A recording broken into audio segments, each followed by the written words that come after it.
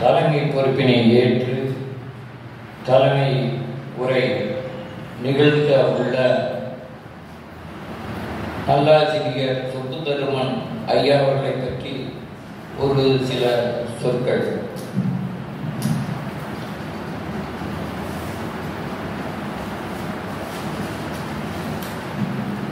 ஐயா அவர்கள் தேவராயபுரத்திலே பிறந்தவர். அந்த தேவராயபுரத்தினுடைய பள்ளியிலேயே தொடக்க கல்வியை கற்று தொண்டாமுத்தூர் அரசு ஆண்கள் மேல் அரசு பள்ளியிலே பள்ளி இறுதி வகுப்பினை முடித்து திருமூர்த்தி மலையிலே இருக்கக்கூடிய பயிற்சி கல்லூரியிலே இடைநிலை ஆசிரியர் பயிற்சி பெற்று முதலாக நம்முடைய மாதம்பட்டி பள்ளியில் தான் தொடக்க பள்ளியில் தான் பொறுப்பேற்றார். அது முதல் தமிழ் சார்ந்த அமைப்புகளிலும் அவர் செயல்பட்டு வந்தார். மாணாக்கர்களுடைய நலனையே பெரிதும் மதித்து அவர்கள் நல்ல ஒழுக்கத்தையும் நல்ல மதிப்பெண் பெற வேண்டும் என்பதற்காகவும் அறுபாடுபட்டவர். அவருடைய அருமை பெருமைகளை உணர்ந்த தமிழக அரசு அவருக்கு நல்லாசிரியர் என்னும் விருதினை வழங்கி சிறப்பித்து உள்ளது. இவர் எப்பொழுதும் தமிழர் நலனுக்காகவே இருக்க வேண்டும் என்பதற்காக வைகறை தமிழ் மன்றம் என்று கவிதாசன் ஐயா அவர்களுடைய வழிகாட்டுதல்படி வைகறை தமிழ் மன்றத்தை நடத்தி வந்தார்கள். இப்பொழுது தமிழ் இலக்கியங்களை எல்லாம் போற்ற வேண்டும் என்பதற்காக தமிழ் படித்த சான்றோர்களையும் புலவர்களையும் ஒருங்கிணைத்து தொண்டாமுத்தூர் இலக்கிய பேரவை என்னும் ஒரு அமைப்பினை நிறுவி அதனுடைய தலைவராக செயலராக விளங்கி கொண்டு வருகின்றார். இச்சூழலிலே தமிழக அரசு இப்பொழுது இந்த 23-24 ஆண்டுக்காக கோவை மாவட்டத்திலேயே ஒரே ஒருவரைத்தான் தேர்ந்தெடுப்பார்கள். அந்த அடிப்படையில் தமிழ்ச்செம்மல் ஒருவரை இவர் சுப்புதர்மன் அவர்களை தேர்ந்தெடுத்து தமிழ்ச்செம்மல் வழங்குவதை அவருக்கு நாம் சிறப்பு செய்கின்றோம். அவர் அத்தகைய பெருந்தகையாளர் நம்மளுடைய விழாவிற்கு தலைமையுரை ஏற்று தலைமுறை நிகழ்த்துமாறு கேட்டுக்கொள்கிறேன். நன்றி, வணக்கம்.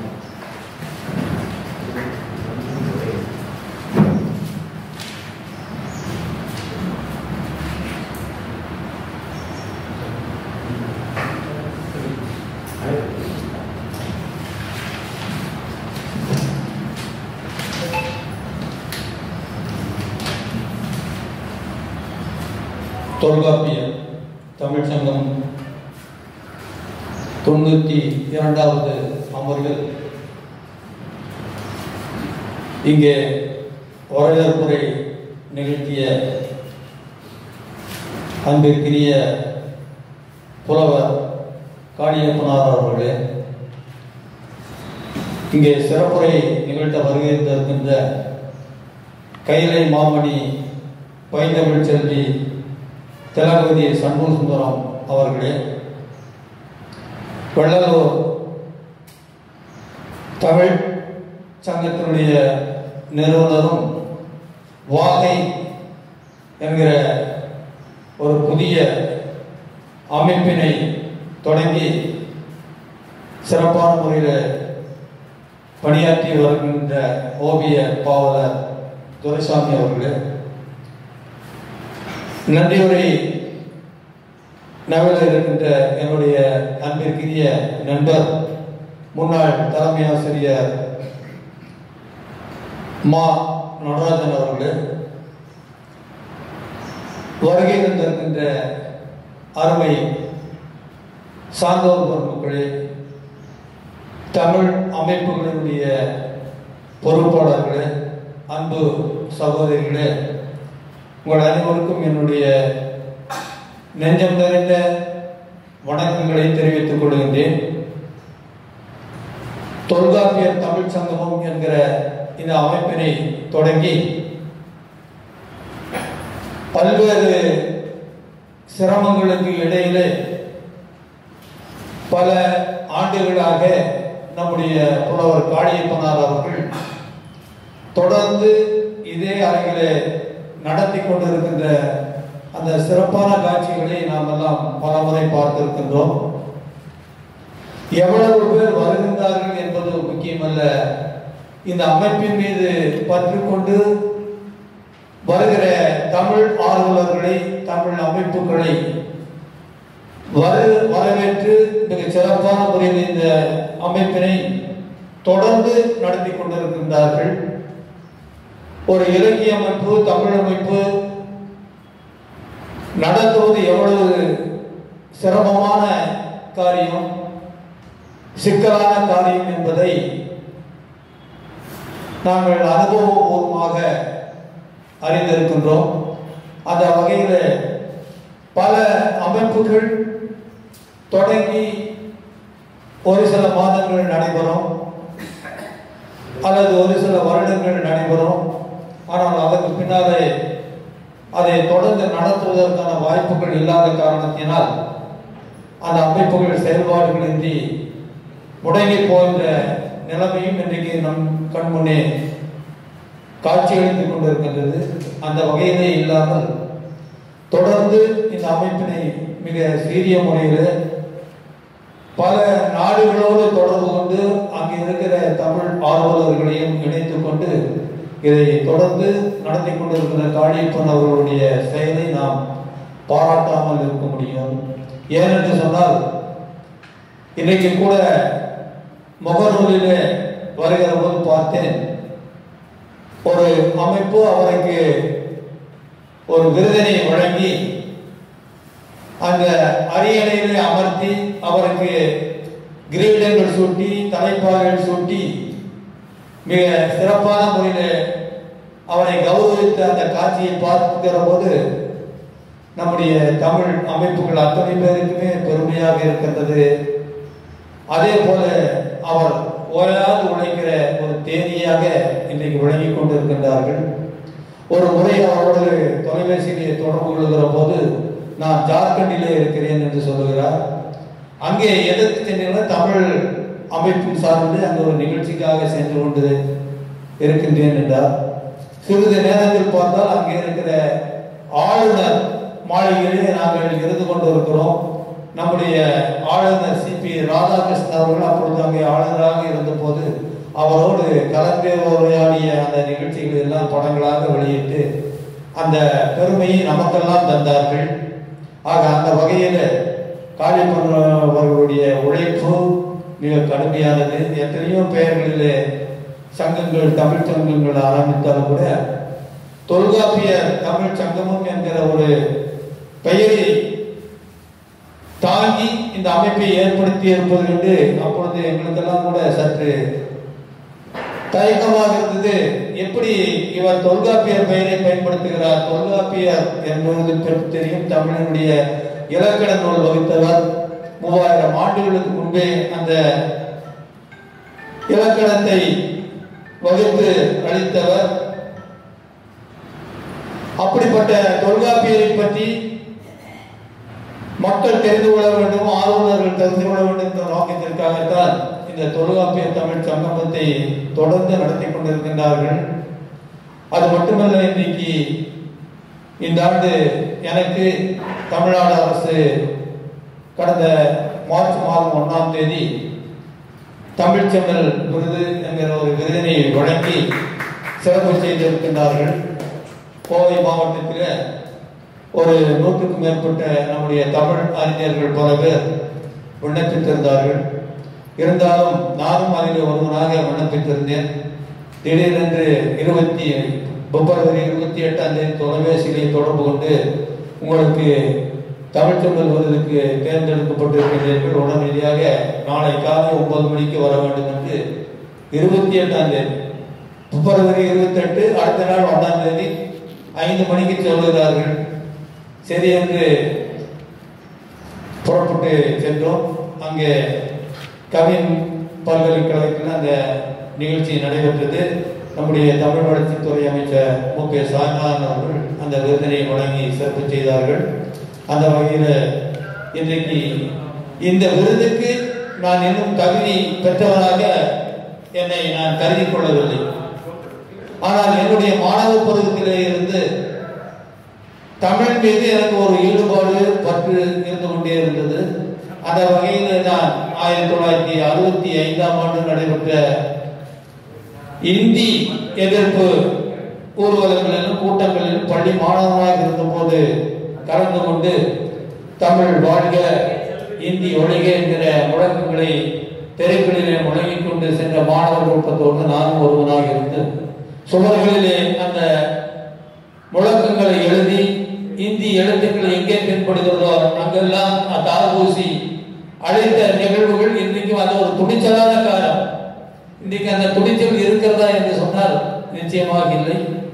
அதனாலதான் இன்றைக்கு அதை மீண்டும் நம்முடைய தமிழ்நாட்டிலே கொண்டு வர வேண்டும் என்கின்ற ஒரு மறைமுகமான பணியினை செய்து கொண்டிருக்கின்றார்கள். நிச்சயமாக நாம் எல்லாம் ஒன்றுபட்டு அப்படிப்பட்ட சூழல் உருவாகாத வகையில் நாம் செயல்பட வேண்டும். அது மட்டுமல்ல, நம்முடைய தமிழினுடைய தொன்மை சிறப்பு இவைகளை பற்றியெல்லாம் இங்க வருகின்ற அத்தனை பேருக்குமே தெரியும். ஏனென்று சொன்னால் உலகத்திலேயே இருக்கிற மொழிகளிலேயே முதன்மையான மொழி தமிழ் மொழி என்று நாம் பெருமையோடு நெஞ்சம் நிறுத்தி சொல்லிக் கொள்ளலாம். ஏதோ இருக்கிற திராவிட மொழிகளுக்கு மட்டும் தமிழ் தாய்மொழி அல்ல, உலகத்தில் இருக்கிற அத்தனை மொழிகளுக்கும் தாய்மொழி தமிழ் மொழி தான்.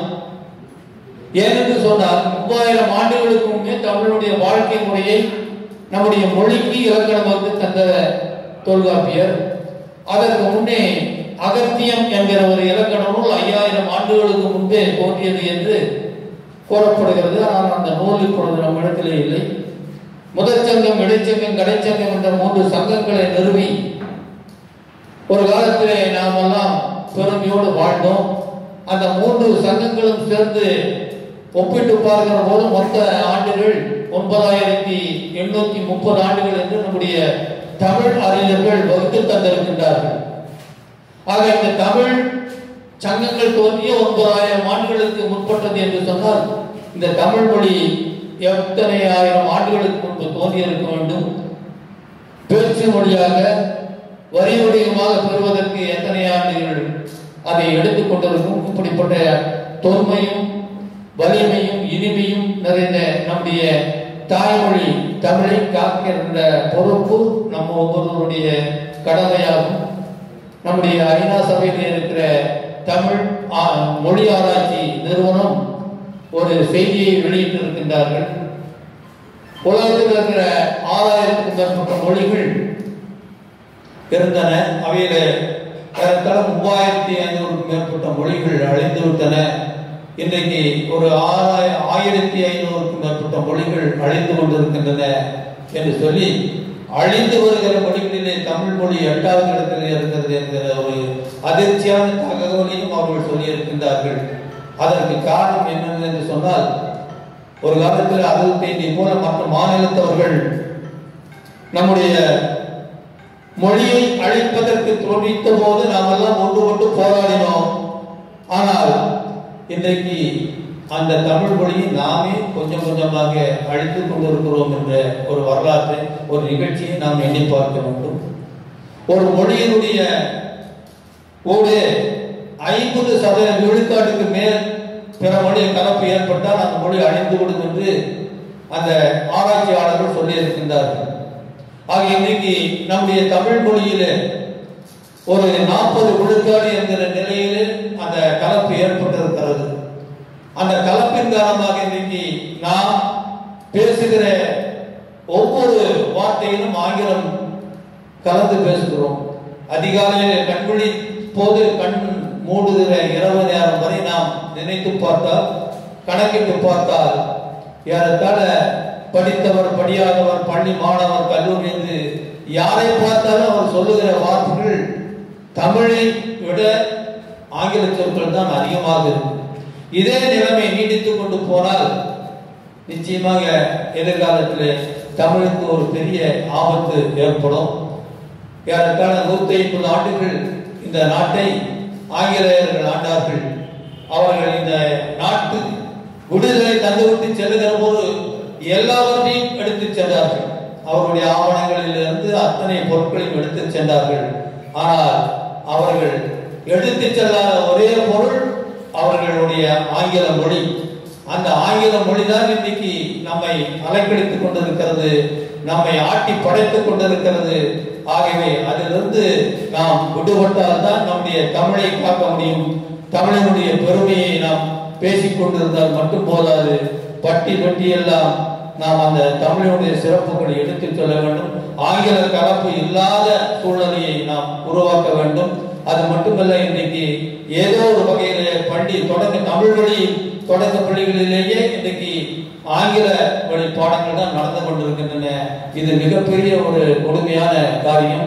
அரசனுடைய ஆரம்ப பள்ளிகளில், கிராமங்களில் இருக்கிற பள்ளிகளிலே பார்த்தால் தமிழ் பாடம் மட்டும்தான். தமிழ், கணக்கு, அறிவியல், சமூகவியல் இருக்கிற தொடக்க பள்ளியிலேயே அனைத்தும் ஆங்கிலத்தில் தான் நடைபெற்றுக் கொண்டிருக்கிறார். காரணம் கேட்டால் ஆங்கில வழி பள்ளிக்கு மாணவர்கள் சென்று விடுகிறார்கள். அதை தடுப்பதற்காக இந்த முறையை பின்பற்றுகிறோம் என்கிற போது நம் உயரனைய தமிழ் எந்த அளவுக்கு தரம் தாண்டி கீழே போய்கொண்டிருக்கிறது என்பதை எண்ணி பார்த்து வேதனைப்பட வேண்டியவர்களாக இருக்கிறோம். இவையெல்லாம் மாற்றி அமைக்கப்பட வேண்டும். அதற்கான நம்முடைய தமிழ் அமைப்புகள் எல்லாம் தொடர்ந்து போராட வேண்டும். இன்றைக்கு தமிழ்நாடு தெருக்களிலே தமிழ்தான் இல்லை என்கிற நிலையை மாற்றப்பட வேண்டும். வருகிற நம்முடைய மாவட்ட ஆட்சித்தலைவர் கூட மே மாதம் 15ஆம் தேதிக்குள் அனைத்து வர்த்தக நிறுவனங்கள் எல்லாம் தமிழிலே பெயர் பலகை வைக்க வேண்டும். இல்லை என்று சொன்னால் அவர்களுக்கு அபராத கட்டணம் விதிக்கப்படும் என்று சொல்லியிருக்கிறார்கள். ஆக அந்த வகையிலே நாமும் அதோடு இணைந்து தமிழில் பெயர் பலகை வைப்பதற்கு நாம் தூண்டுகோலாக இருக்க வேண்டும். ஒரு காலத்தில் அவர் காளியப்பன் அவர்களுக்கு தான் தெரியும், நாயனார் தமிழர்கள் தமிழ் வளர்ச்சி கழகம் என்ற ஒரு அமைப்பை ஏற்படுத்தி கோவை தெருக்களிலே தமிழ் வாழ்க, தமிழ் இந்தி ஒழிக என்ற முழக்கங்களை இட்டு துண்டு பிரசங்கள் எல்லாம் கடை கடையாக சென்று வழங்கினோம். தமிழில் தான் பெயர் பலகை வைக்கணும். அது நல்ல ஒரு விழிப்புணர்வு. எங்கு பார்த்தாலும் அந்த கடைகளில் பூரா தமிழ் பெயர் பலகைகள் இருந்தது. பார்த்தால் உங்களுக்கு குழம்பியம், தேநீரகம், உங்களுக்கு அடுமனை, இதெல்லாம் புதிய புதிய தமிழ் சொற்களை நாம அவர்களுக்கு சொல்லி அதை பெயர் மாற்றம் செய்தோம். அந்த நிலை கொஞ்சம் கொஞ்சமா மாறி மீண்டும் பழைய நிலைக்கு வந்துவிட்டது. அதை மீண்டும் நாம் புதுப்பிப்பதற்கு நம்முடைய தொல்காப்பிய தமிழ் சங்கமம் போன்ற அமைப்புகள் இருக்கிற தமிழ் அமைப்புகளால் ஒன்றுபட்டு அதை செயல்படுத்துவதற்கு துணையாக இருக்க வேண்டும் என்று கேட்டுக்கொள்கிறேன். இந்த அருமையான ஒரு வாய்ப்பை வழங்கிய தொல்காப்பிய தமிழ் சங்கத்தினுடைய நிறுவனர் காளியப்பனார் அவர்களுக்கு இந்த நன்றிகளை தெரிவித்துக் கொள்கிறேன். நன்றி, வணக்கம்.